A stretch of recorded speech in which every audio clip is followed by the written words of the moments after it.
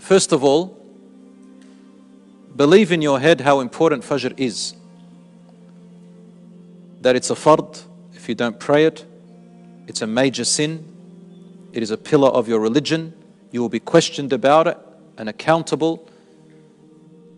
That's the first thing. Number two, if you do a habit, if you do something, psychologists say between 40 and 60 days, it becomes a habit and it's hard to stop it. So if you wake up for Fajr, all you have to do is those first few times. And then your brain, your body gets used to it. It's like a timer. And then you find yourself waking up each time. So, step number two, start the first few times and then you'll find yourself getting into a habit. After about 40, 60 days, it's going to be very hard for you to leave it. So number one, you made the decision. Number two, do the actions a few times and you have to bite the bullet. You have to struggle. Number three is as soon as you're up, number three, put your alarm clock. Put your alarm clock on high. Another tip is to put your alarm clock far away from you. iPad or phone away from you far so that you have to go to it. At least going and walking towards it will wake you up a little bit. And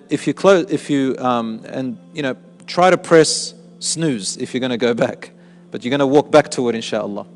Another tip is to have somebody in your house, if you live with someone else, to help you as well. So you help them and they help you.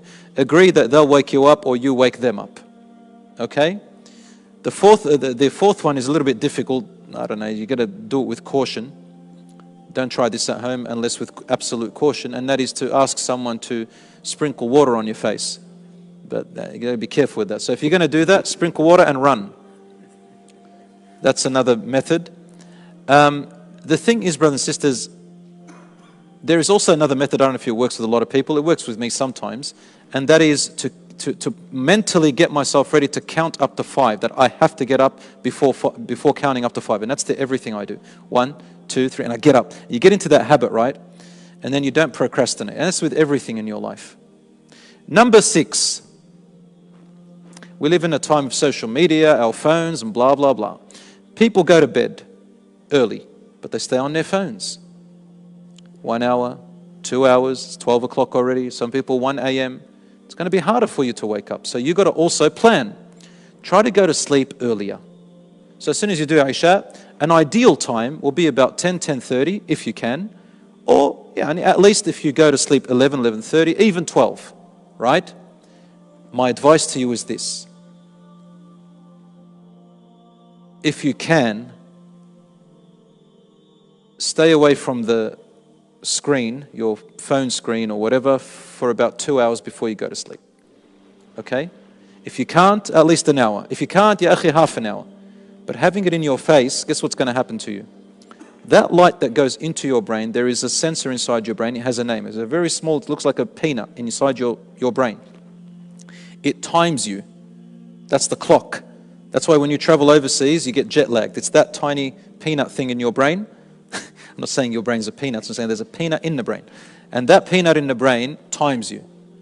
When you put light in your eyes, the peanut in the brain gets confused. It says, what is it, daytime or nighttime? And what happens to you is that you don't go into deep sleep. You go into shallow sleep. And when you have shallow sleep, you wake up very tired. It's not about how long you've slept. It's about how deep you've slept and how good you've slept. Put your curtains down. Switch off your phones and the light about an hour or so before. Try your best. Read a book if you want. And make wudu. And go to sleep, insha'Allah ta'ala. And insha'Allah, you'll find it easier to wake up with more energy.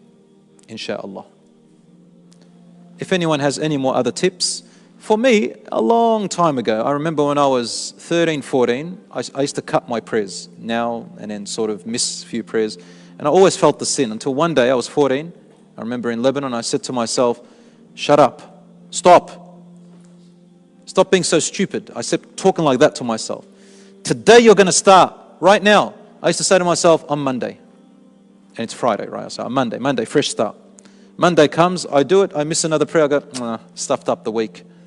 I'll do it next week, fresh start. So I'll give myself a break. Then next week comes, I still break it. You know what, Ramadan's coming. Ramadan, after it, forever.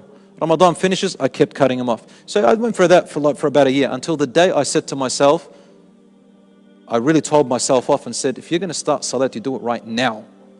And I did it. And I did the next one, the third one, the fourth one, and never left it since then, alhamdulillah. But the decision, the willpower that you have is extraordinary. And once it becomes a habit, it becomes like your food and drink, guys. It's very hard to leave it. So Fajr is the same. If you live with your parents, get your mum and dad to wake you up. SubhanAllah, they're just amazing, aren't they? Mums and dads. Wallahi, once I was in the hospital, and it was back in my early days, younger days. I was in the hospital, Wallahi al-azim, because my mother used to always wake me up. And if it wasn't her, it was my grandmother. My grandmother sometimes slept over. She used to poke me. Get up. And poke until I really felt it. I'm in the hospital, Allah, there's no one around me. Uqsum billah, I heard my mother's voice. Get up for Fajr. I woke up, there's no one around me, as if she was right next to me. Just telling you the mentality and how your body works. So once you get into that habit, you can, inshallah. All right, guys? These are just some tips, inshallah ta'ala. There's no such thing as, make dua for me to wake up for Fajr. Make dua for me to pray. How do I pray? You just do it. Don't you wear Nike? Nike? Just do it. We all believe in that. Just do it. Well, just do it. That's it. Just do it. How do I do it? By doing it. How do you drink? By drinking. How do you walk? By getting up and walking. How do you wake up for Fajr? By getting up for Fajr. But I feel tired. Don't worry. 5 seconds, 10 seconds later, you'll get up, princess. But the blanket, it's so warm. Malish, doesn't matter. You're not going to die. Get up, you're going to feel amazing. Don't be a princess. Get up, inshallah. You can. You can. If you say, I cannot, it's true. Because you made yourself not. You say you can, you will, inshallah. You're going to wake up Fajr tonight, this morning, inshallah. For those of you who don't, say yes, and you will, inshallah. Before you go to sleep, make dua, say, Ya Rabb, assist me in waking up for Fajr and give me the energy. And you will, inshallah. You will. Try it. Just try that small tip. Ya Rabb, help me in getting up for Fajr, and I will do my best. Go to sleep, and inshallah, you're already 50% of the way there. May Allah subhanahu wa ta'ala bless you all, grant you forgiveness and myself, and have mercy upon us, and make the salat beloved to our hearts. Ameen. Wa sallallahu ala nabiyyina Muhammad wa ala alihi wa sahbihi ajma'in. Wassalamu alaikum wa rahmatullahi wa barakatuhu.